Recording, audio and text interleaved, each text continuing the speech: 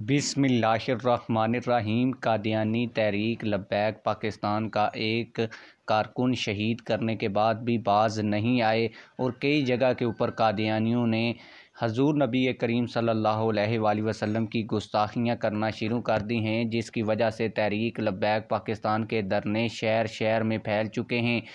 کہاں پر تحریک لبیک پاکستان اس وقت دھرنا دے رہی ہے، کیا معاملات ہیں، یہ آج کی اس ویڈیو میں آپ لوگوں کو تفصیل کے ساتھ بتاؤں گا۔ لیکن ویڈیو شروع کرنے سے پہلے آپ لوگوں سے یہی گزارش ہے کہ ویڈیو کو لائک کریں، چینل کو سبسکرائب کریں تاکہ ہماری ہر نئی آنے والی ویڈیو آپ لوگوں تک بر وقت پہنچتی رہے۔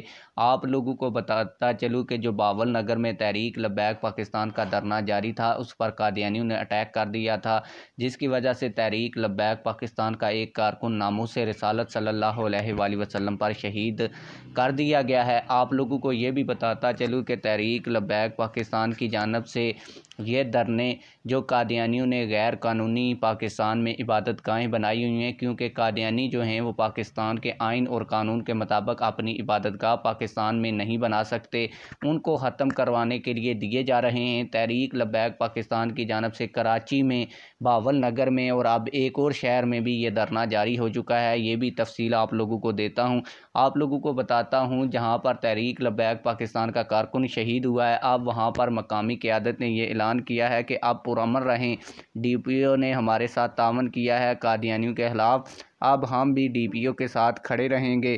جن اداروں نے اس معاملے پر تعاون کیا تحریک لبیک پاکستان کے ساتھ، ان کا شکریہ بھی ادا کیا گیا ہے، لیکن اس معاملے کو لے کر قادیانیوں نے ایک اور جگہ کے اوپر گستاخی کر دی ہے۔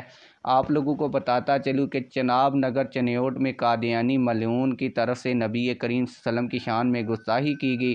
چنوٹ میں تحریک لبیک پاکستان کا احتجاج اور دھرنا شروع ہو چکا ہے۔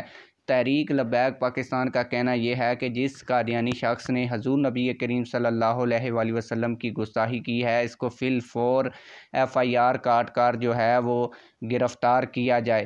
آپ لوگ اس حوالے سے کیا کہتے ہیں، کمنٹ سیکشن میں ہمیں اپنی رائے سے ضرور آگاہ کیجیے گا۔ ملتے ہیں کسی اور ویڈیو میں، اللہ حافظ۔